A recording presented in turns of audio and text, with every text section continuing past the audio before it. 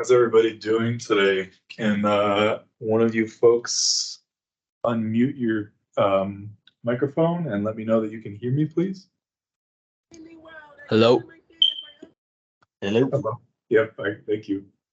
All right, so got a lot to cover today, and actually I want to start out our lesson today with some announcements about your quizzes and everything. So before we get into our main topics of discussion, I'm just going to discuss a few pieces of information that I would consider part of like logistics for the course.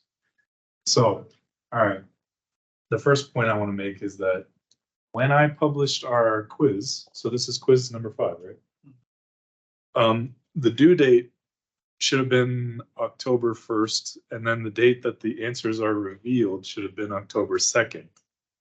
But I accidentally set the due date to October 2nd, and then I switched it back to the 1st after I caught my mistake. And I said, hey, this is a problem. Your quizzes are supposed to be due on Sunday night, not Monday. But here we have a quiz where you were supposed to turn it in on Monday according to Canvas. So a bunch of you folks did not turn in your quiz, but I don't blame you because the Canvas announcement, the quiz on Canvas said that it was due on Monday. So no big deal. I changed the due date. You guys can turn it in for full credit on Monday night, which is today, October 2nd, if you haven't done the quiz yet. I'm not going to penalize you for my mistake, okay? From here on out, though, if you turn in your quiz and it's after the due date, I have to give you a 0. That's part of the university's policy. It's part of my personal policy. I was pretty lenient on that before. Once we got our semester going, though, I wanted to make sure that you guys all understand that you cannot turn your quizzes in late. If you have a fair reason for an extension to be granted, email me and I'm happy to do that. But if you're emailing me at like 11:50 on the due date on Sunday night and you say, hey, professor, I got to feed my hamster and I didn't have Wi-Fi and I can't do your quiz, I'm sorry, can I have an extension? I'm going to say no, because you have 5 days to do it and you didn't email me about your hamster 5 days ago. See what I'm saying? So that's my expectation for you guys. I apologize about the quiz being due today. That was not part of the plan. So if you freaked out and you were like, ah, crap, what the heck, professor? I'm not sure what's going on here. I don't want to get a 0. Just turn your quiz in today if you have not done so, and you'll get whatever you score on it. I'm not going to take off points for you being late. All right, that makes sense? Okay.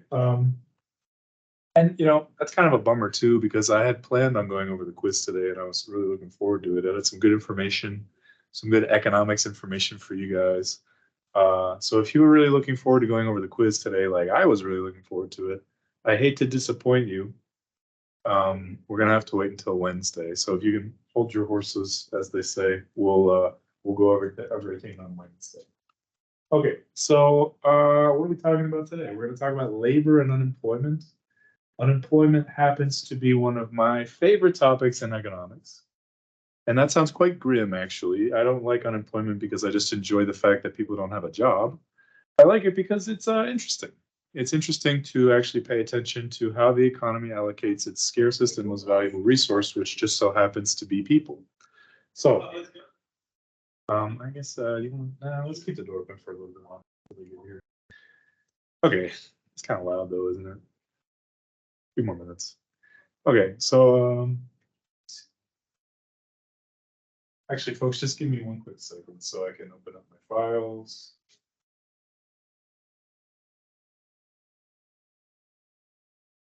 Oh, there.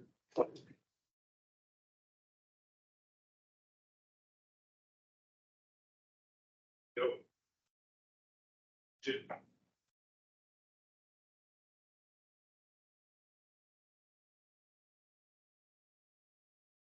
I say one? Sorry.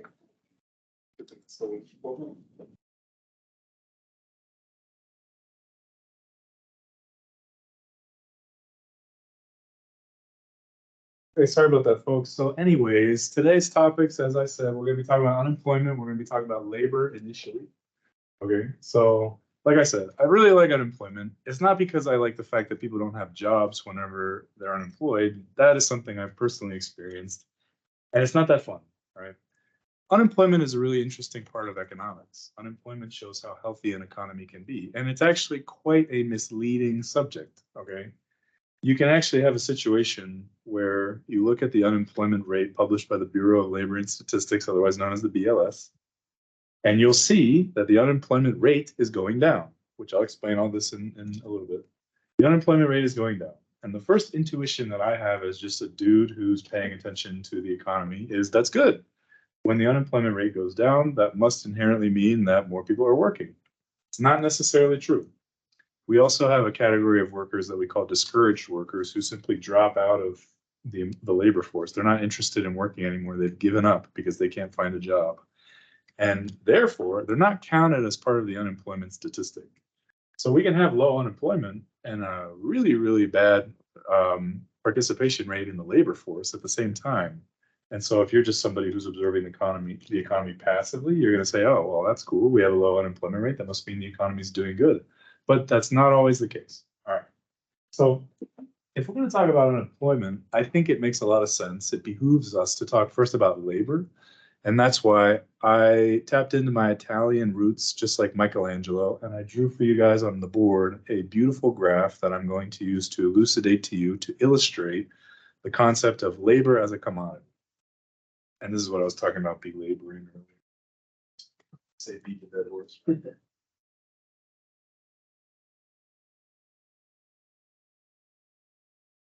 All right. So for you folks at home, I changed the camera preset. Can you still see the board pretty well? And can one of you guys unmute and let me know if you can see the board kind of clearly? Yep. Okay, cool. All right. So I went over this on Wednesday. I think it was Wednesday.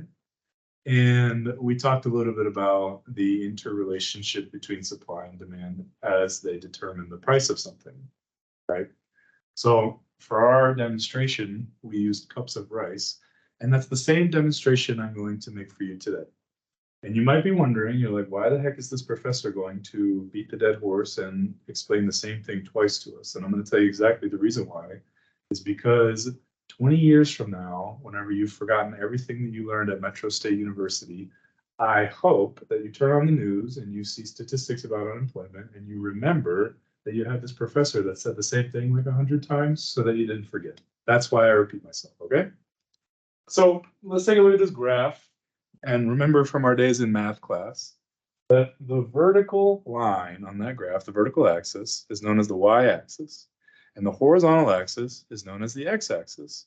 And for our purposes today, the y-axis is going to refer to the price of a given commodity. And the x-axis is going to refer to the quantity of that commodity that people want to buy. So the relationship between those two we'll discuss as supply and demand, but I'll explain in a moment. But just for our purposes today, pay attention to price being on the vertical axis and demand, or excuse me, quantity being on the horizontal axis, okay? So as we know, price is determined by the market. I think I said that a billion times. Price is determined by the market. And I don't think that I ever showed you exactly how that works on a graph, but I'll show you this right now. But just remember, price is determined by the market, okay? Let's say for the sake of example, we are talking about cups of rice. And every cup of rice that you buy is just one single dollar, okay? If you want to buy 1 cup of rice, you pay a single dollar. If you want to buy 2 cups of rice, you pay $2. Ryan, what is better than money? More money is better than money. Exactly. Very good. Ryan pays attention. What's better than money if you're a business owner is more money. And how do you make more money is you increase the amount of stuff that you sell. Make sense? So if I sell 3 cups of rice and I make $3, what do I want to do? I want to sell 4 and 5 and 6 and 1,000,000 cups of rice and make $1 million and retire and go buy a house near the beach, you know? Right. I want to sell a lot. So that's why when we're looking at our graph, we're thinking about ourselves from the perspective of the business owners, and we are referring to the line that is labeled supply. It's the orange line, although I don't know how good the camera is if it can pick it up, but it's the line with a positive slope. It says supply. I'm a business owner. I'm selling rice. I'm known as the supplier. And so that line that's labeled supply is describing what I would do in an economy if I were selling something. That's what that's describing. Conversely, there's another line on that graph, and it's labeled demand. Okay? Demand is just everybody in the economy that wants to buy something. So if I am on my way to the store and I have a strong interest in buying some cups of rice, and the price of that rice is pretty nice, I'm going to stop rhyming. If the price of that rice is $0, if I don't have to pay any dollars to get that rice, how much am I going to take? There's no barrier to getting any rice, okay? So what we're talking about is if you have to go to the store and you need to pay some money to get something, you don't have to pay any money. How much would you take? Much as I wanted. As much as you can carry, yeah. I'm gonna fill my cart with like as much toilet paper and hand sanitizer in February 2020 as I can get, right? If I don't have any price, if the price is $0, then that means I'm gonna take as much as I want. Let's just say, for the sake of example, in this imaginary world where cups of rice are $1, that I can only carry 5 cups of rice with me at a time. I have a special bag and it's limited to 5 cups of rice. And so if the price is 0, which actually corresponds to the y-axis for all of you math nerds out there, if the price is 0, then that means the quantity that I would take with me is 5. I would take 5 cups of rice with me. However, look at what happens whenever we have a price of 1, right? So we see where the price is 0, we have a very high amount that we're demanding. But when the price goes up to $1 a piece, then all of a sudden, the cost for me to buy this rice is now higher. I have to pay more money, right? So the actual quantity that I take home with me becomes smaller. I'm paying more money, and in exchange, I'm getting fewer cups of rice. And so now if I'm paying $1 for each cup of rice, I'm only getting 4 cups of rice, and so on and so forth. If I'm paying $2 for each cup of rice, I'm only getting 3, and so on and so forth. Make sense? All right. So market equilibrium is where the price is, or sorry, what am I trying to say? Market equilibrium is the intersection point between supply and demand. Okay, let me write this on the board. The reason why I don't like to stand so far up ahead in the classroom is because these cameras don't pick up my voice very well.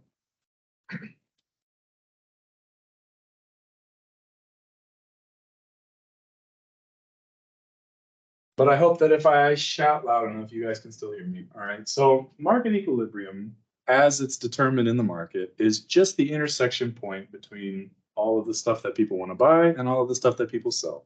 Remember, I said that if you're the seller, the price for something is simply the lowest amount you'll let it go for, right? If I'm selling a Chipotle burrito for $9 a piece, I don't want to sell it for $8 a piece because then I lose money, right? Now, conversely, when you're the buyer, you're not going to pay a higher amount than that, right? I don't want to pay more than $9 for a Chipotle burrito. I don't want to pay $10, so I'm just going to pay $9. So it is the highest possible price that you're willing to pay. So the market equilibrium is the intersection point between the lowest price that the seller is willing to give something up for as it corresponds to the highest price the buyer is willing to pay for something. Make sense? Now, what does that have to do with labor? So that's why we're here today. I'm going to explain to you that this graph corresponds to cups of rice, but the labor that you perform in an economy behaves the same way as this does, okay? Remember, in a macro economy, people are the most important resource. I said that on the first day, but you weren't here for that, but that's okay. In a macro economy, in the economy as a whole, the most important resource that you have are people. People do the work, right? But the labor that people do and the laborer, the person doing the labor, are two different things. And I'm going to explain why in a moment, but just consider this. The labor that a person performs behaves this way, like this right here. The laborer, the people, does not. So it's an important distinction to make, and I will explain. Don't get wound up about it. If you guys want to admire my beautiful graph, please send me emails about how much you love it or hate it. That's also fine.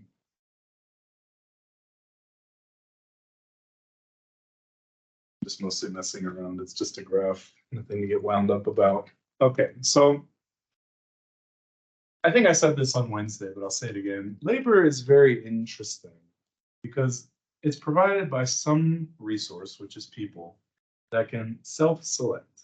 Now, if I have a bag of corn and I'm sitting it on my desk waiting to process it into something, that bag of corn is not going to decide to get a PhD.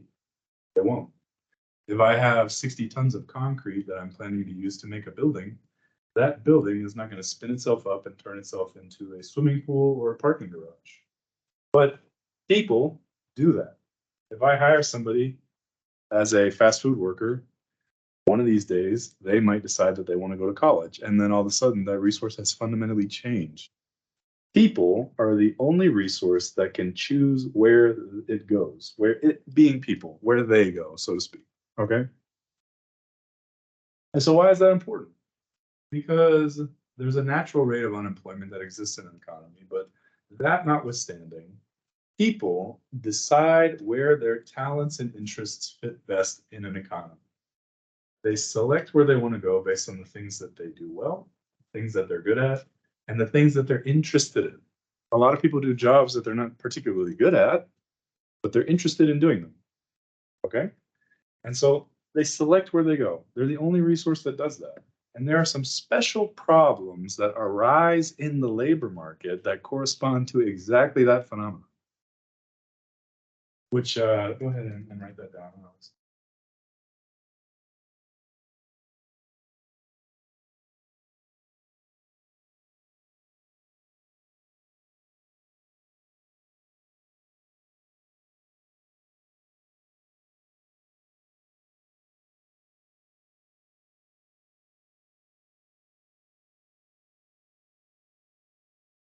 I'm not.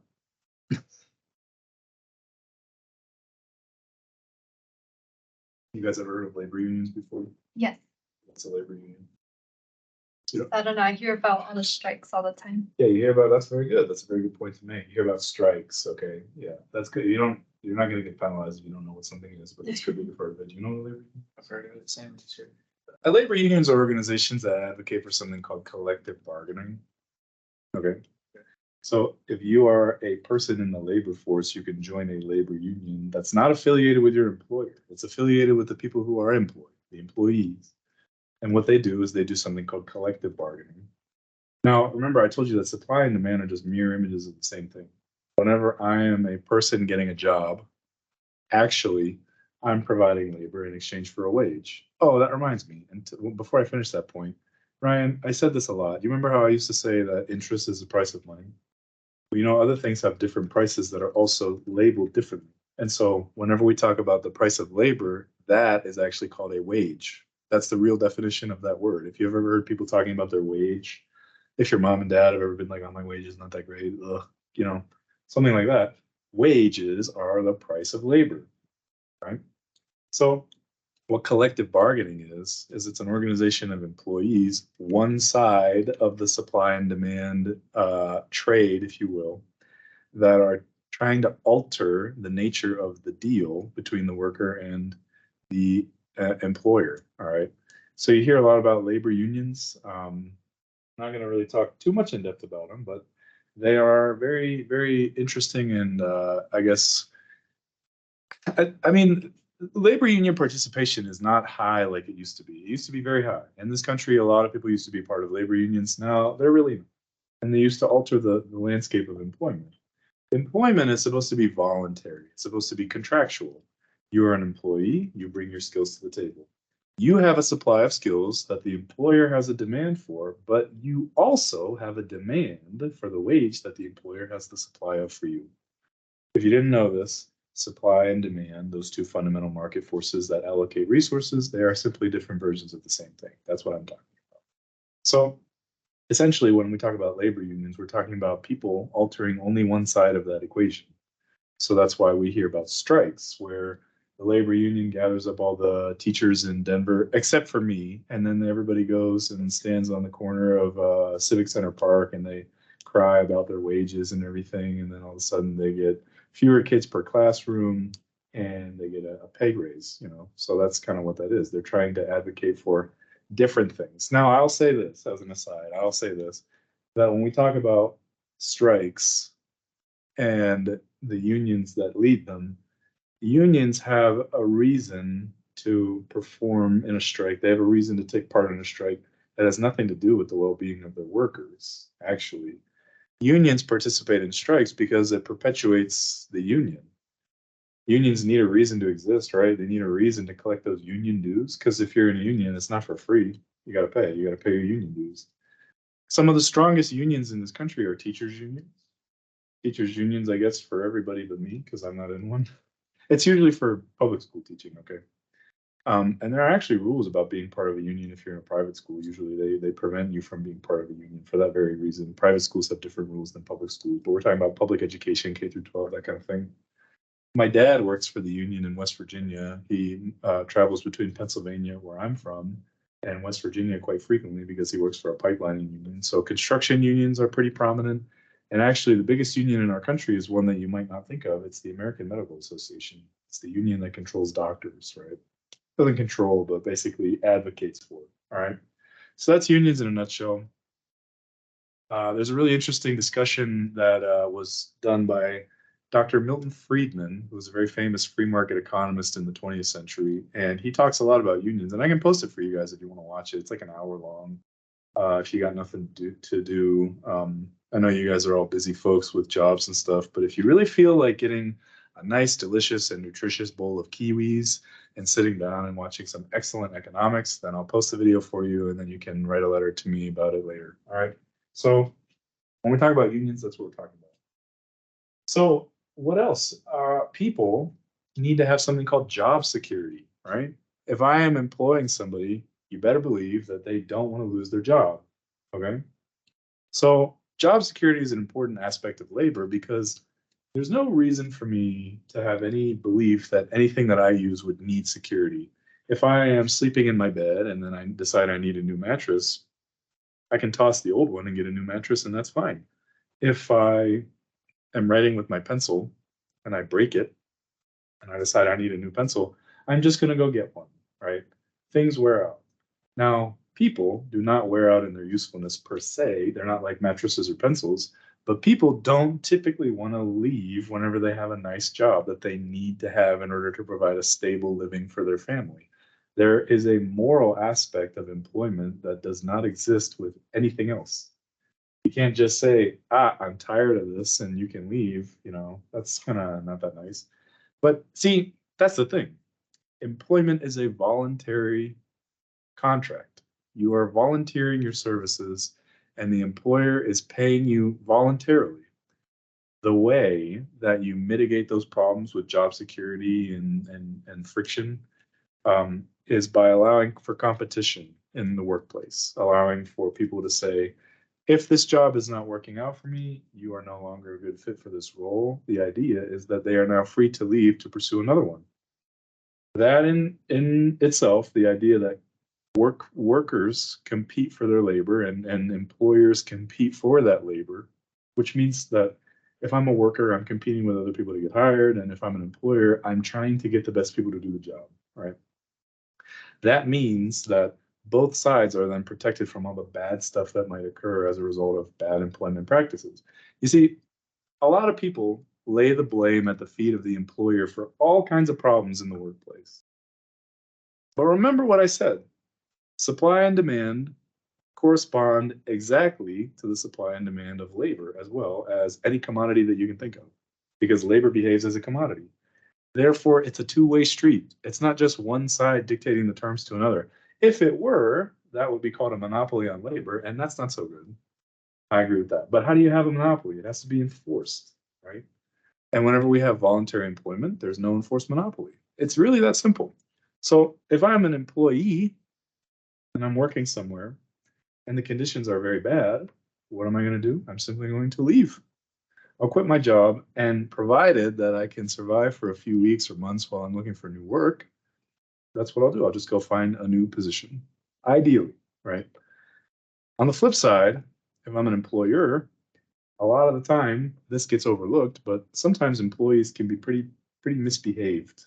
You know what I mean? They come in, they cause a lot of problems. They don't necessarily follow the rules, but they can't really be fired because they have very strong unions or there is a very strong opposition to letting employees go.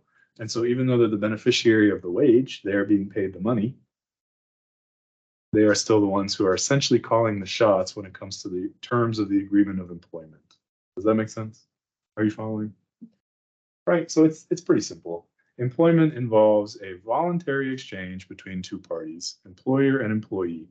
There really is no difference fundamentally between an employer and an employee other than their part in the trade deal, their position. You have managers at work, obviously. Everybody has a hierarchy that they fit into when it comes to working in a business. However, when we talk about an actual exchange for labor, we're not really talking about anything different as both parties relate to it. The employer and the employee are just making a trade. That's it. Just like the same thing. If I want to buy a cup of rice for a single dollar, I'm just trading with the guy who provides the rice. Make sense? All right. So in a nutshell, that's labor. Pretty intriguing topic, actually, but we haven't even touched on unemployment yet. And you won't have these, but I'll email them to you if you want. But I looked at the opinion questions from our last quiz, and I was deeply moved by the fact that you guys asked me for some definitional help, that sometimes it's difficult for you to go back into the lecture and see everything that I said and kind of go through everything and figure out exactly where I said what. It's a little bit tricky, right? It's kind of murky. So what I did was I wrote a Canvas module for you guys. It's just full of definitions. So you can go ahead and open it up on Canvas if you're on Canvas right now, or when you watch this lecture, because it's recorded, you can open up Canvas as you please.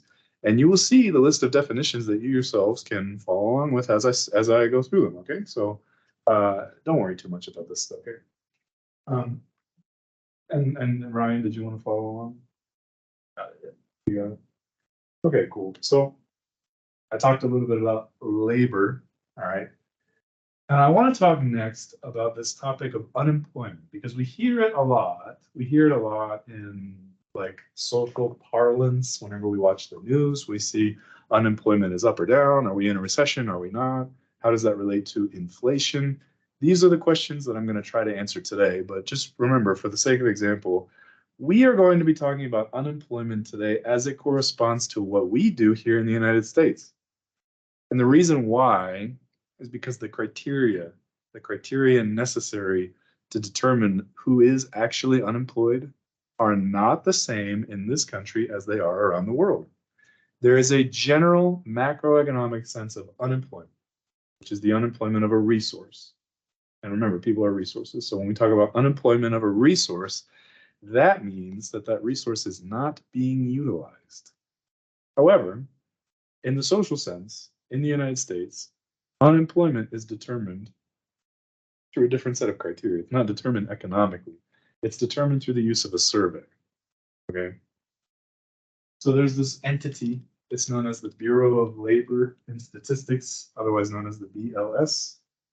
They're not as cool as that Korean pop band BTS, unfortunately. This is the Bureau of Labor and Statistics. Don't get them confused, folks. The Bureau of Labor and Statistics simply collects and categorizes all of the information about employment that correspond to this country that we're in right now. They also work in tandem with the Census Bureau. The Census Bureau collects information about all kinds of stuff. I mean, the Census Bureau doesn't just give out the census every 10 years.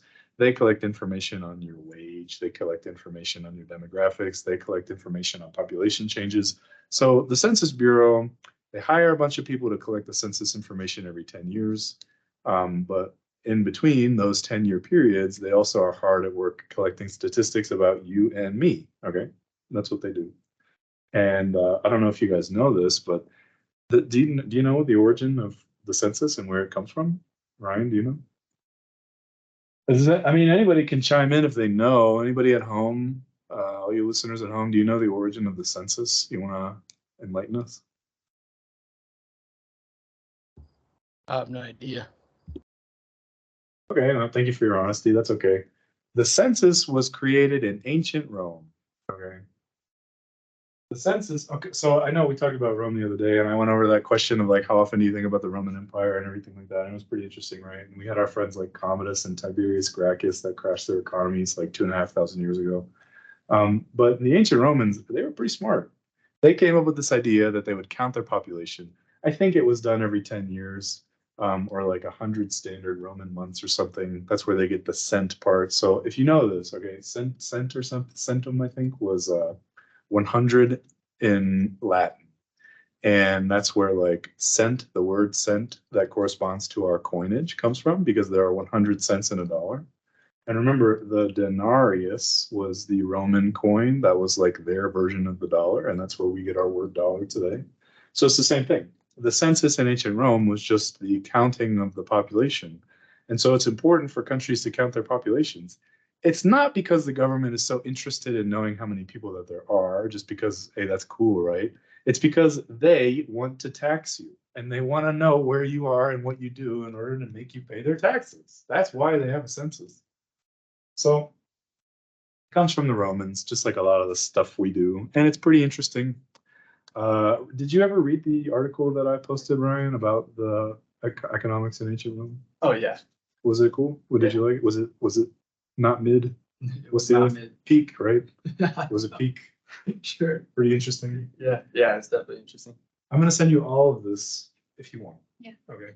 So it's pretty interesting, right? The Census Bureau collects these unemployment statistics, but how do we actually determine what that means? I did say that the actual sense of unemployment, as we refer to it in this country, is a little bit different than the economic sense of unemployment. Remember, in macroeconomics, unemployment does not have to refer to people. If I have a resource that is not being used, the key word there is resource. It could be anything. It could be gold, it could be oil. If I'm not using it in a meaningful way, it is now unemployed. I'm not employing it for my own ends. It's the same thing with people in macroeconomics.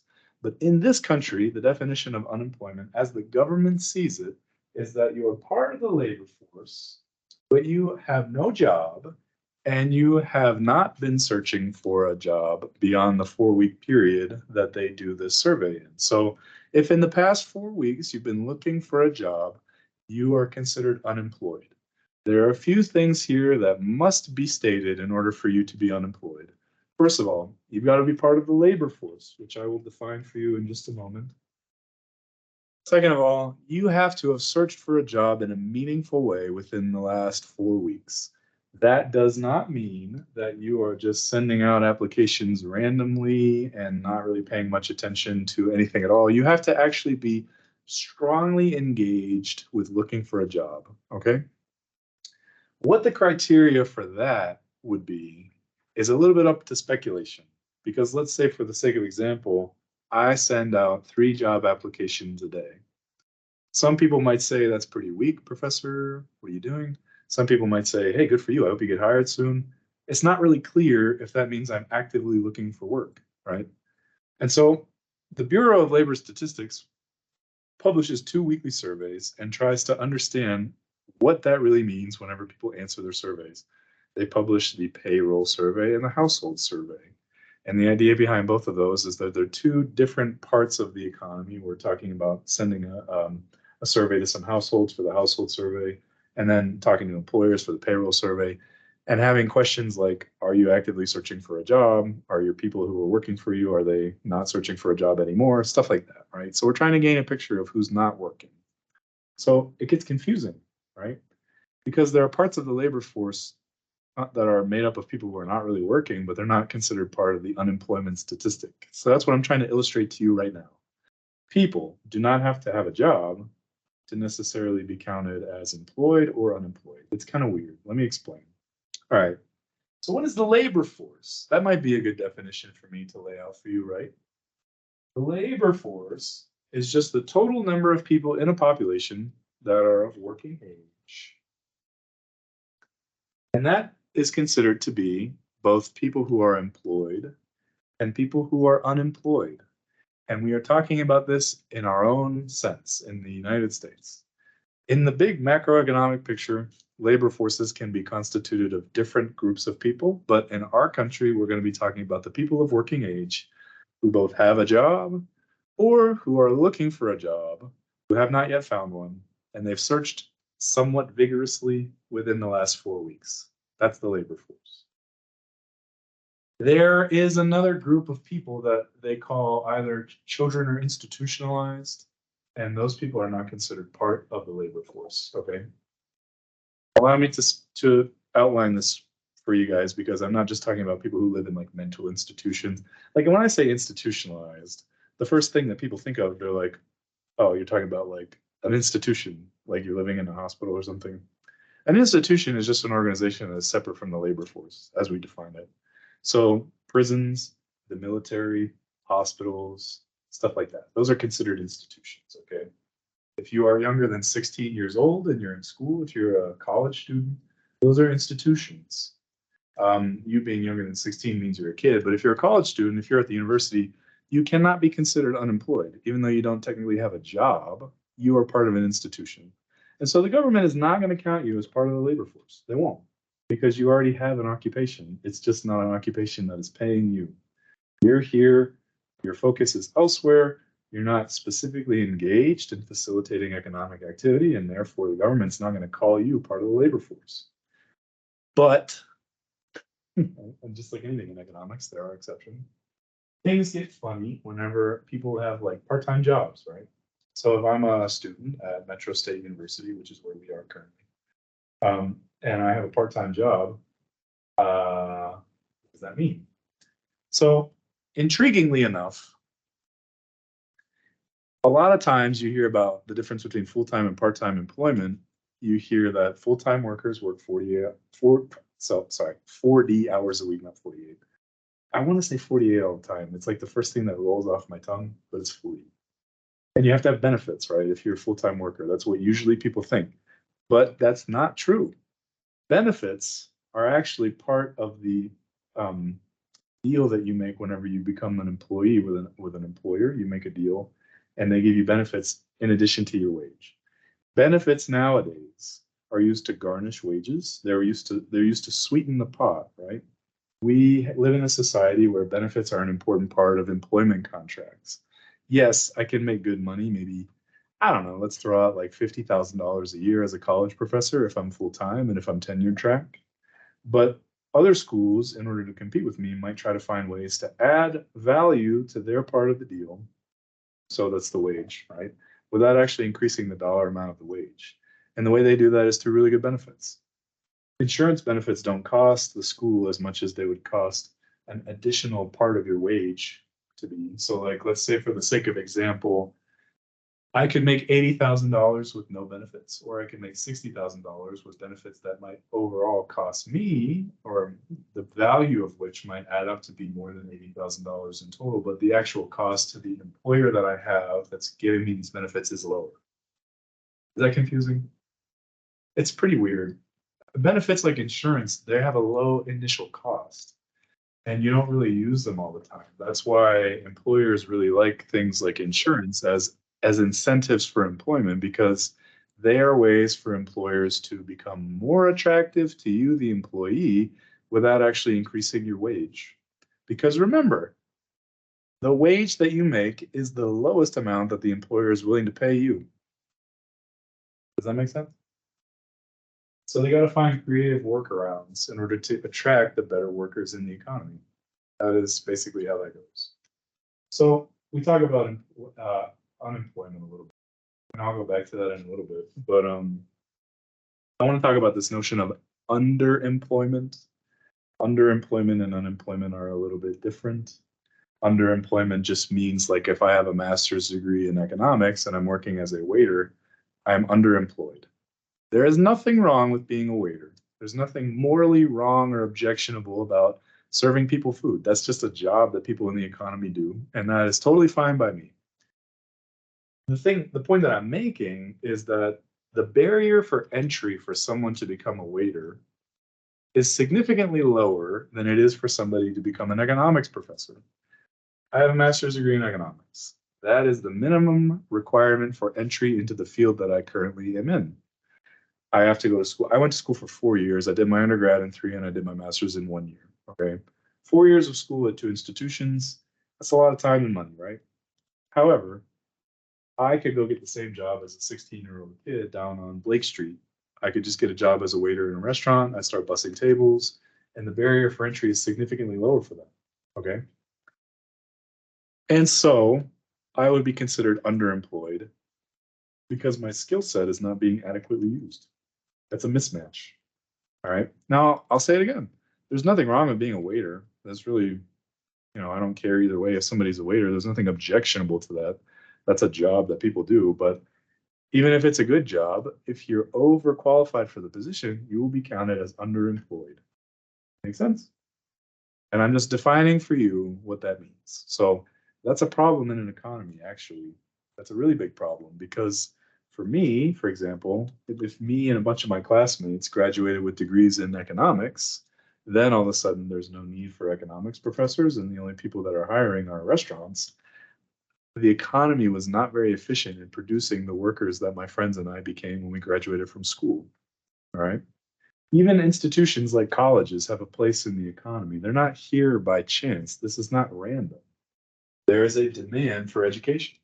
So colleges arise to supply the education that meets that demand.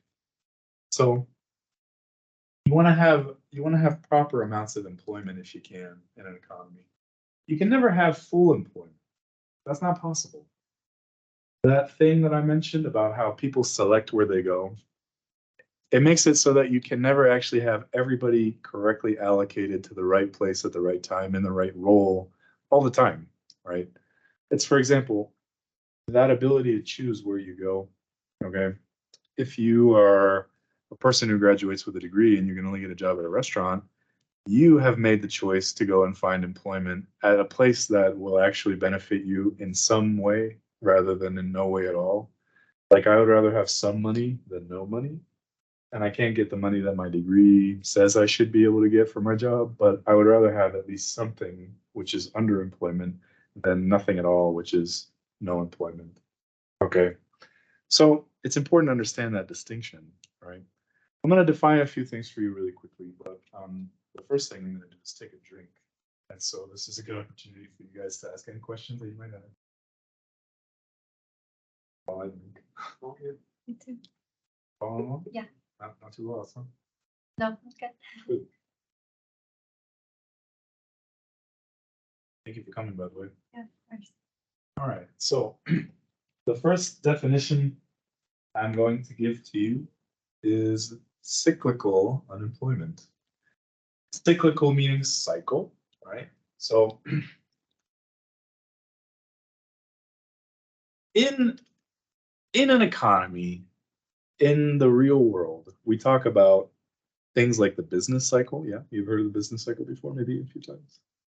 So I'm here to tell you that just like I said, hey, supply and demand are not actually what you've been learning your whole lives. They're just two different versions of the same thing. They're not different things. The business cycle does not exist. Okay. Everybody talks about the business cycle in economics that says we have expansions in the economy, we reach a peak, and then there's a decline in economic activity, we reach the trough, and then there's an upturn. That's not actually that's not really how economies behave. Economies don't necessarily follow a fixed cycle. All right. And if you ever take my class, the other class that I'll be teaching in the spring is market analytics, and a lot of data analysis involves cyclicality, seasonality, things like predicting trends in data. And so when we talk about things like cyclicality, we're looking for a repeating pattern. Seasonality just means that things repeat at a certain time interval that's not really different every year or every given time period. So when we talk about seasonality, it's like winter every year comes in like the wintertime, like in December and January, right? It's expected.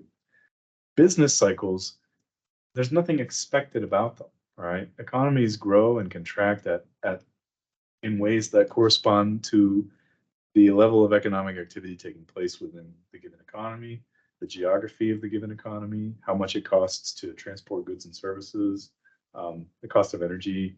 There are billions upon billions of different things that make economies grow. But essentially, when we talk about the actual business cycle as it relates to the economy, it's not fixed. Economies expand, and then they're subject to shocks from time to time that cause them to contract. Coronavirus, the COVID pandemic, was a good example of this. Okay, our economy in 2019 was the best economy ever in human history for any society. And when you adjust our income per capita, which means per person, we had it really nice. 2019 was a great time, right? I traveled internationally. Everybody was drinking a lot. It was cool, right? I'm sure Omar had like all the Pop Tarts that he wanted. We have another student, he really loves Pop Tarts. He even emailed me and he told me that I should bring some Pop-Tarts to class on Wednesday. That's how much he loves them, and I appreciated it. 2019 was good. 2020, don't need me to tell you, was not so good. Our economy was subjected to some pretty serious shocks in those days, and it contracted as a result. All right. There was nothing cyclical about it. There was nothing fixed about it. All right. In a future lecture, I actually am supposed to talk about the business cycle in great detail. That was honestly, it was supposed to be today, but I thought unemployment was a more pertinent topic to discuss first. So keep that in mind. The business cycle relates to unemployment in the sense that we're talking about cyclical unemployment. All right. So as an economy changes, so too does the employment of its people. So when an economic activity alters over the course of the business cycle, unemployment changes. So let's say, for the sake of example, that you're doing really well in an economy that is bolstered by quantitative easing, meaning the federal government is printing a lot of money upfront. That's inflation, right? And now all of a sudden your business is pretty happy because your business owners can spend a lot of money, right? They have a lot of money to invest in their own business. And what is better than money is more money. So what are they going to do? They're going to hire more workers, right? And that's why when you see big bouts of inflation, unemployment goes down in the short run. Now, it's not explicitly defined what the short run actually is as it compares to the long run. Okay, there's no way to know what the difference is between the short run and the long run.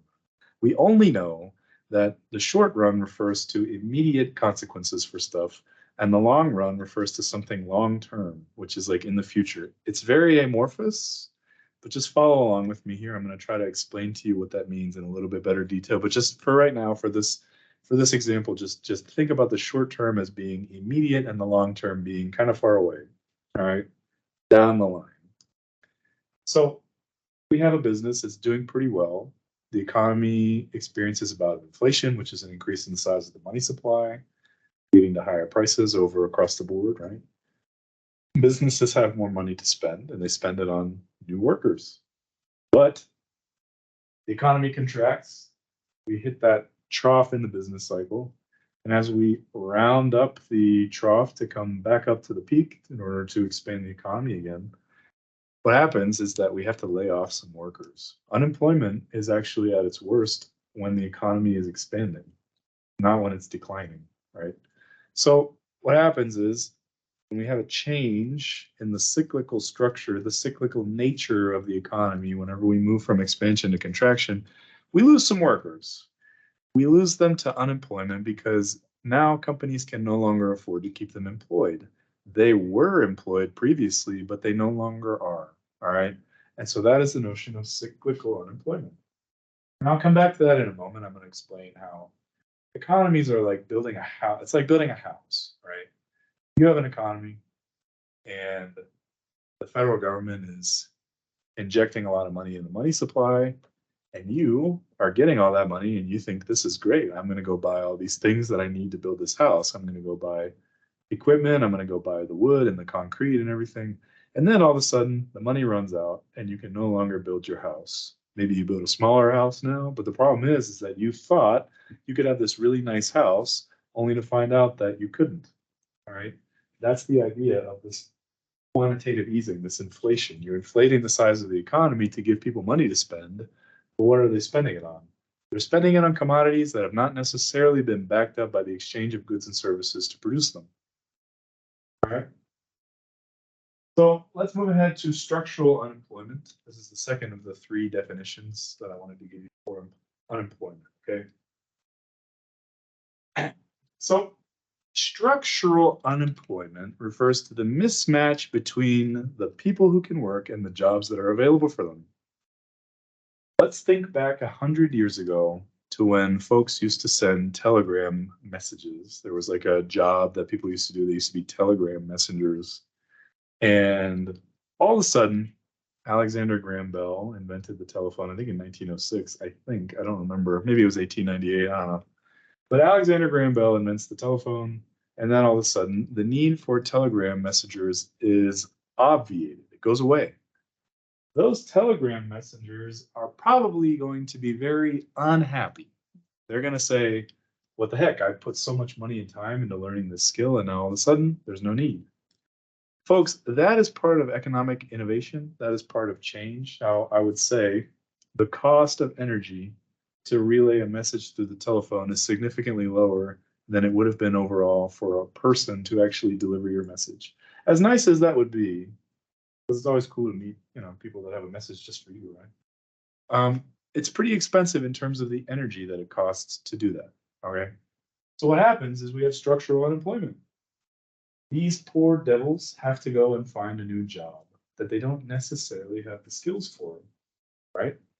So they need to acquire new skills, and while they're doing so, we would call them structurally unemployed. All right. Remember that story I told you about Milton Friedman and the shovels? Yeah. Yes. Same idea, right? Those folks were being propped up by basically nothing. All right, I'll tell you the story. So there's this famous economist, Milton Friedman. I mentioned him earlier. Dr. Milton Friedman, brilliant guy. He had cool glasses, I thought. And he went down to visit this country, I think in Southeast Asia, a long time ago.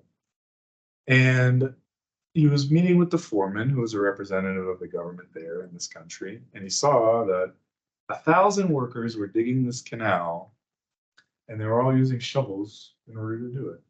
All these men had been gathered up. They were poor and they were unemployed, but the gracious government said, we're going to give them a job. And so Milton Friedman, being the economist that he was, asked the foreman, where are the steam shovels? Why are these men doing all this backbreaking, inefficient labor? Inefficient being the key word, okay? Why are all these men doing all this labor whenever we could just get 2 of them to use a steam shovel, train them up on how to do it, and then you could build a canal, and then the other 998 folks can go pursue other means. And the foreman said, well, we're doing this because these men need a job. All right, we need to find ways to get them to work. And so Milton Friedman said, if you really wanted to put them to work, you should have given them spoons instead of shovels. The idea there is efficiency. Okay, it's not very efficient for the government to come in and say, from now on, we're just going to pay for you to do the work that we think you should do. It's not selected by the market. All right. The government has a pile of wealth that they can take money from in order to pay you if you're unemployed or if you're underemployed. And here in the United States, our pile of wealth is huge. We have the largest economy in history.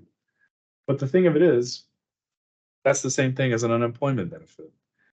Did you know that in the state of Colorado, if you don't have a job, you can go to the unemployment office and you can file for unemployment benefits, and they'll pay you week by week as you look for work? Now, that's something that I didn't really explain too much yet, and I have another definition to go over with you, but I'll explain just briefly here, is that unemployment benefits are a barrier to employment.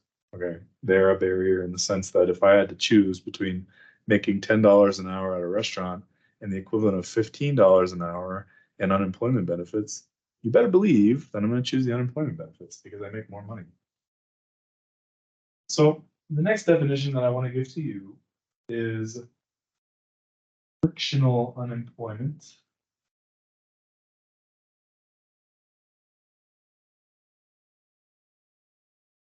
Frictional unemployment being that there's like this notion of friction, like right here. If you take a physics class, you know friction is not so great. Causes a lot of problems, slows things down. That's frictional unemployment means that if you have a job and you move to another job, you have to learn the skills for that new job.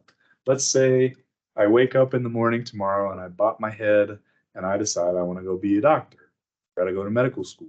And then I have to graduate from medical school and I have to get a job. And while I'm looking for a job and I'm not a student, I'm going to be considered part of the unemployment section of the labor force, the unemployed section of the labor force. And therefore, my category that I'll be counted in will be called frictional. I'm frictionally unemployed. I have a different set of skills than the economy is asking for. If I get the job as a doctor, then it's fine. But for right now, my skills are as an economics professor. I'm an economist. If I have to do a bunch of linear algebra in order to figure out the maximum price that a company should charge, that's fine. But if I have to perform a surgery on some dude's foot, you better find another doctor. All right, so we have frictional unemployment. Moving between jobs. Any questions? All right. Yeah, pretty interesting stuff, huh? Now, unemployment, I bet you walked into this class and you thought unemployment just means somebody's not working. Now, it's gonna get complicated. It's a lot more complicated than you initially probably thought.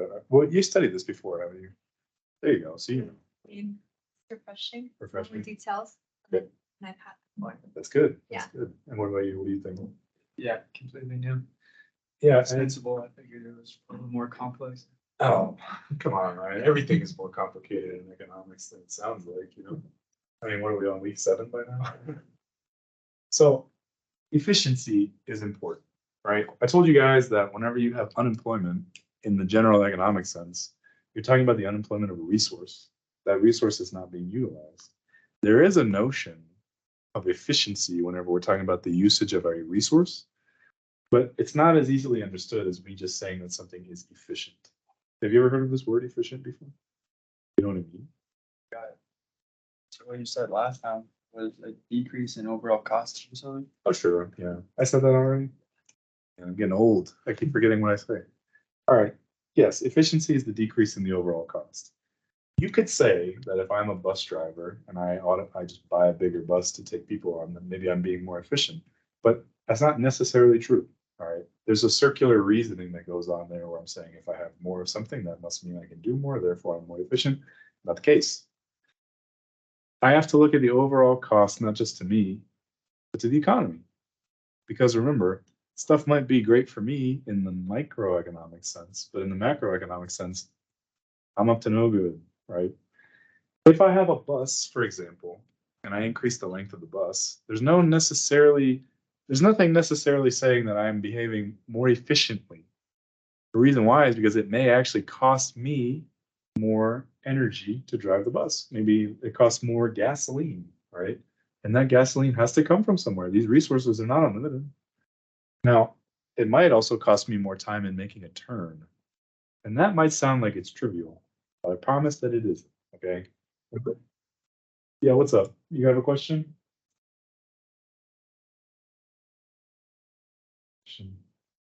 Anyway, okay, so whenever I'm talking about driving, for example, whenever you're making turns, a lot of the time when you turn right, there's nothing in the way.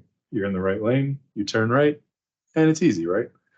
If you're turning left, however, you gotta wait for traffic, or you gotta wait for an arrow. You're using gasoline while you're not moving. That's considered a waste, actually. You have to make space for everybody else on the road, and therefore there is a trade-off between your own personal efficiency and then the efficiency of the entire, I guess, group of commuters. On a longer bus, for example, it's harder to make those turns. They take a little bit longer. And when you add that up over the span of the entire lifetime of the vehicle, then you get to see some pretty startling numbers. All right. Efficiency means that the lower cost, or the cost of whatever you're doing is lowered, but not just for you, for everybody. So that's efficiency. We want efficiency in the workplace. I think whenever people are talking about unemployment, what they're really referring to is the efficiency of the workforce.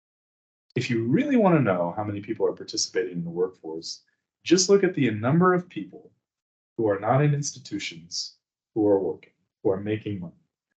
Everybody else, unemployed, discouraged worker, whatever, let's leave them out of the equation. But you're looking at who's working, and you're judging that as the percentage of the entire population outside of the institutions. That will give you a pretty good picture of who is actually being efficient and who's producing in an economy. That's the question of unemployment, okay? We're trying to figure out who is actually doing something for the economy. Now, let's say that I have a population of some number. It doesn't really matter what the number is, but I have a bunch of women, and all of a sudden they have babies. And those babies add to the overall size of the population, right? Now, the way you figure out the unemployment rate is by dividing the actual people unemployed by the rest of the population. And so if you have a larger denominator, then the unemployment rate will change, obviously. Now, would anybody be upset if we have a bunch of unemployed babies at home not working? I wouldn't be too mad. They're adorable, right? I don't want a baby teaching my class, right? So you have to look at these things as a whole, right? I know you guys are not statisticians. This was my last job. I worked a lot with statistics. It's important to understand whenever you're talking about economics or statistics, that there is a mathematical component and then there's a fundamental component. And a lot of what you see on the news is the mathematical component that leaves the fundamental component out. All right. I'm not trying to dash the news. I am, but I'm not. I'm not trying to dish on the news really. I'm trying to say that if you watch the news, all right, if you hear people talking in the media about unemployment, you'll hear statistics, right? You'll hear things like, oh, we have an increase in the size of the population, unemployment is going down. Is that necessarily true? No, because sometimes the people who are increasing the size of the population are like 3 weeks old. Okay. So I always said to my other students about statistics is that what makes you a good statistician, what makes you a good economist, is not the mathematics that you know. Anybody can read my Canvas page and read the definitions and memorize those definitions, and boom, they're a good economist, right? You memorize definitions and that makes you a good. What makes you a good economist, what makes you a good statistician, is what makes you a good worker in general. It's what's between your ears, okay? If you can fundamentally reason and see how the world really is and how your mathematics relates to it, and do it in a very good and meaningful way, you will be successful as not just a statistician, but anything that you do, all right?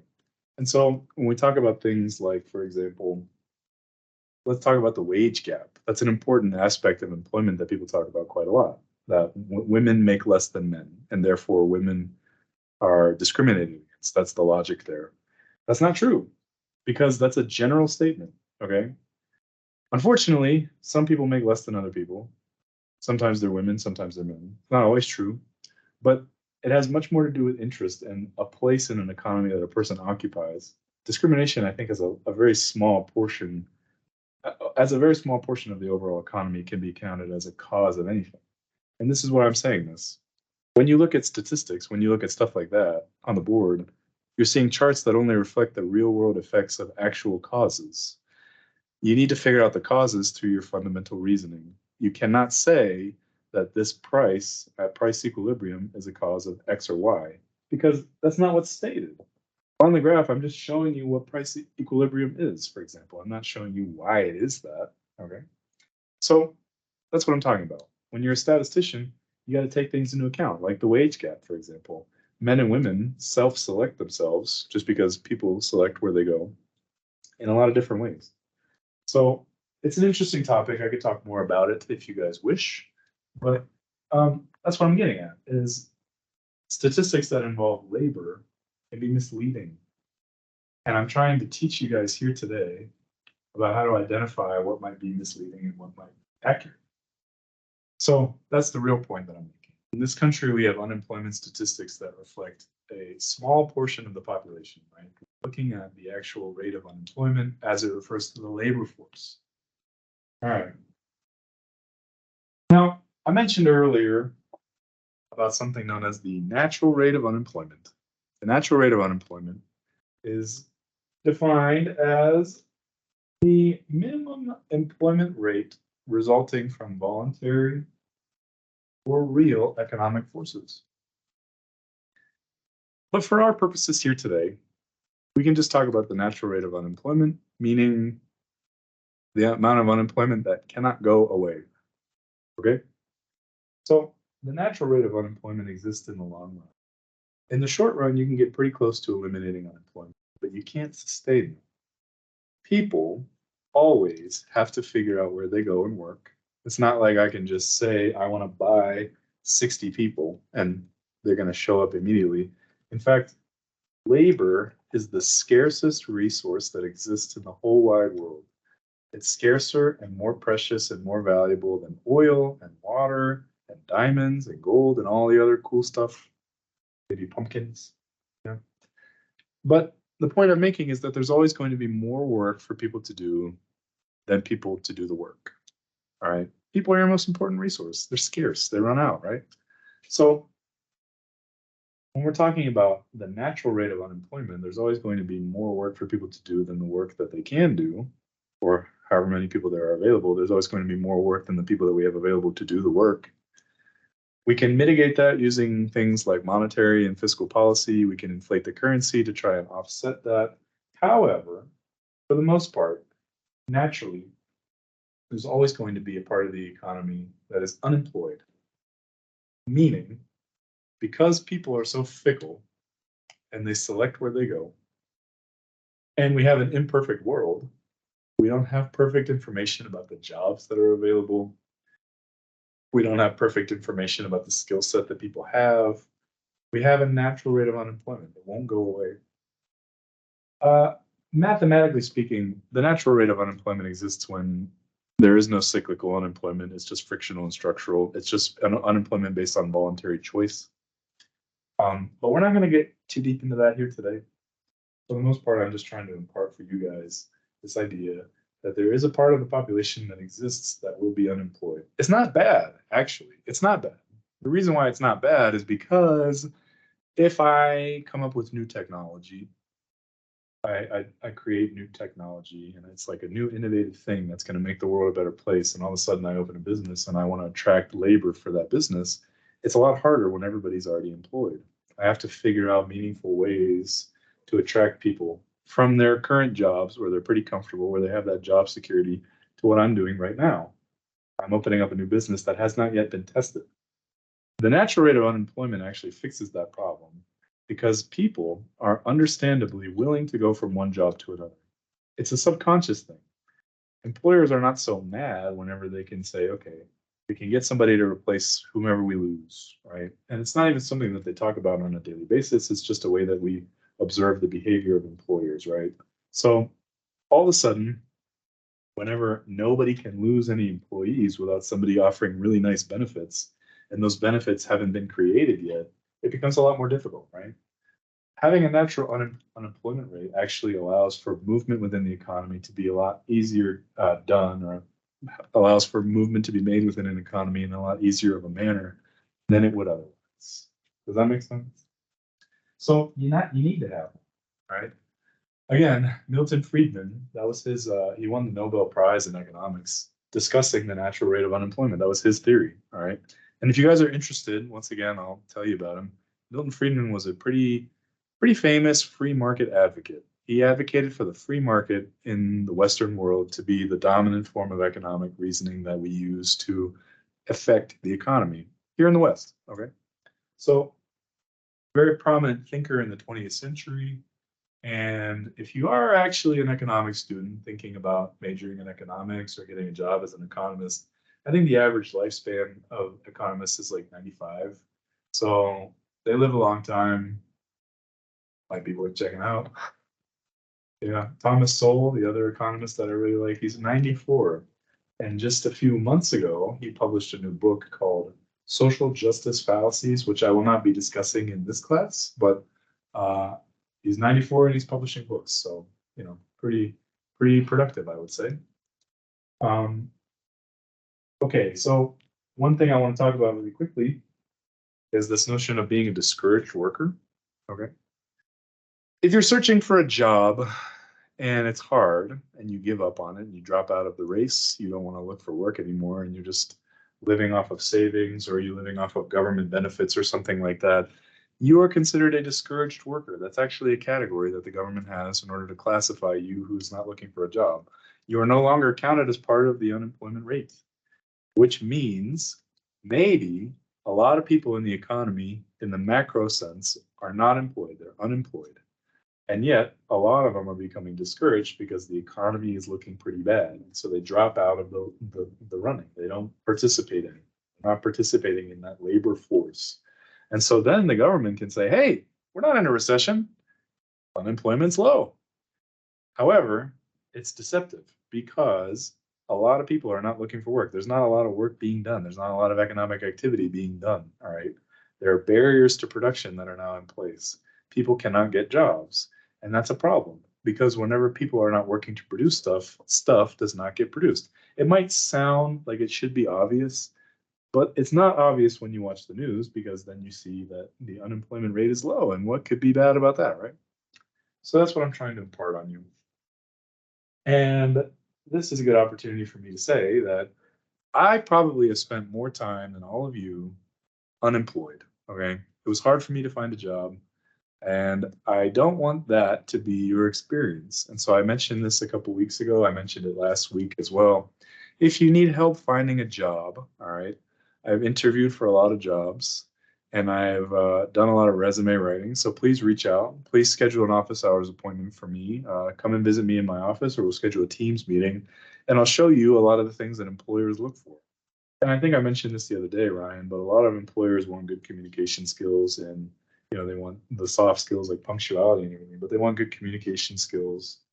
And then they want you to be able to work really well in a team setting and stuff like that. So if you're interested, I can help you with your resume. And I can also help you with recommendations. All right. So if you guys are going to graduate school and you want a letter of recommendation from one of your professors, I will write one for you. And it's not going to be one of those where like, oh, the student never talked to me. I don't know him, but you should admit him. No, I'll write you a good letter. Okay. Or if you want to put me as a reference for a job in a couple of years when you guys graduate and you're looking for work, you can put me as a reference and I'll give you a good review. All right. So there's also the something like the C2 hub here, like the career transition hub. And you can check those guys out if you want to actually sit down with a resume writer. So I can help you, or the career hub can help you if you guys need it. That's just what I'm offering. Okay. Because unemployment is pretty terrible. All right.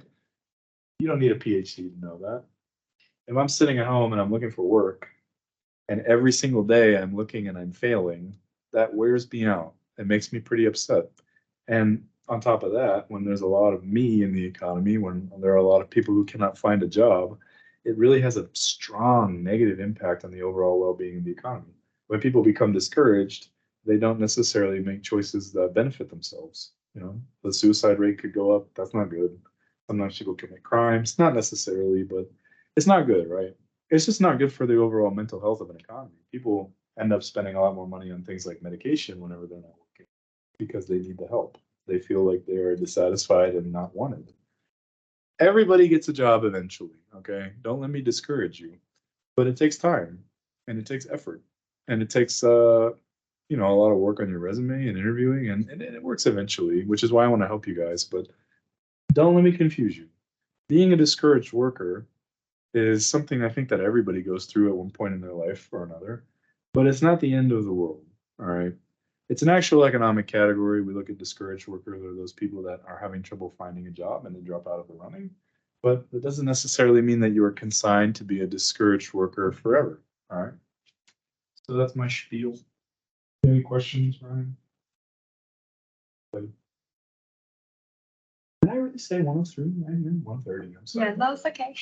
My bad. All right. Last definition, and then you're free to go. We have marginally attached workers. This one's kind of weird, okay? So marginally attached workers are people who want to work and who have looked for a job within the previous 12 months, but not within the previous 4 weeks. So why is that important? They're not discouraged. They haven't dropped out of the running entirely. They've looked for a job within the last 12 months, but they are no longer counted as unemployed because they are not searching. They have not done any searching in a meaningful way within the last 4 weeks. Yet again, it's another trick that you can see being used to alter the actual unemployment rate. Now, I told you guys that when you want to calculate the unemployment rate, you divide the actual number of people unemployed by the people who are employed in the labor force, or the total, and then multiply that number by 100, right? Forget about that for right now. Let's just talk about these marginally attached workers. They're people who are looking for work in like a whatever kind of way. They haven't really done much. They don't necessarily have anything that they've been looking at in the past 4 weeks, but in the past 12 months they have, right? Now, I did say that the actual definition for full employment is a little bit different. It's not 40 hours a week with benefits, it's just 35. So if you're looking for, all right. If you're working 35 or more hours a week, you're fully employed. Anything below 35 is partially employed. If you're working a part-time job, you're partially employed, right? And so that means that you're counted as part of the labor force and you're not unemployed. These marginally attached workers don't have any source of income. That's how they define that. Okay. Confused yet, Ryan? You know what I'm talking about. Okay, it's 6:44. I don't think that I can talk about anything else in a meaningful way. So I only have 1 minute. I'll open up the floor for questions, but if you don't have any questions, you can feel free to go. I'll turn off the recording. I expect that we're gonna have some. All right, we're gonna have some questions about this stuff on the quizzes, but otherwise, you did good today. I don't have anything else to add. If you guys have any questions about unemployment or anything like that, shoot me an email. If you want help with your job resumes, letters of recommendation, just the job search in general, if you don't know how to do it or you don't know how to quantify your own skills, because that's a big problem that people have. Sometimes they don't know what skills they have. Let me help you. So shoot me an email, all right? I'm not here for my own entertainment and I'm not here for tenure because I'm not tenured. I'm here for you guys, okay? No questions? All right, that's all. You're free to go, and I'll see you on Wednesday. And we're gonna go over the quiz on Wednesday. Don't forget, quiz is tonight. Do your quiz tonight, okay? Don't be late, otherwise I have to give you a 0, and I don't want to do that. You're good.